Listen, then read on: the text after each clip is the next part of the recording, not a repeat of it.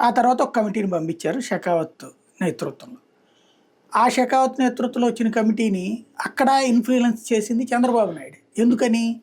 భారతీయ జనతా పార్టీలో అప్పటికి పురంధేశ్వరి మీద ఒక అనుమానం ఉంది. ఎందుకంటే ఆవిడ వచ్చిన దగ్గర నుంచి తెలుగుదేశం పార్టీ ఇప్పుడు ఎట్లయితే పవన్ కళ్యాణ్ పొత్తు పెట్టుకున్న దగ్గర నుంచి తెలుగుదేశం వెళ్దాం అని చెప్తున్నాడు, ఈవిడ కూడా వచ్చిన దగ్గర నుంచి పొత్తులేంది బతకలేం అంటుంది. కాబట్టి అది పార్టీకి సరైనటువంటి పరిణామం కాదనుకుని ఈవిడ వెళ్ళిన ప్రతి చోటకి కూడా కంపల్సరీగా మాజీ అధ్యక్షుడు సోమవీర్రాజును కూడా పిలుచుకుంటూ వచ్చారు.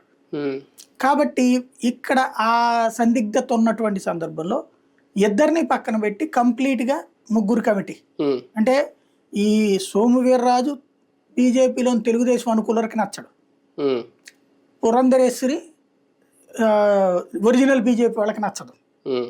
ఈ సందిగ్ధత పరిష్కారం కోసం అని చెప్పేసి జాతీయ కమిటీ వేశారు.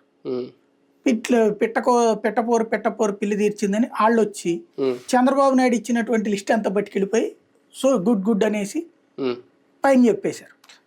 వాళ్ళు ఆ లిస్టుని పురంధేశ్వరికి పంపించారు.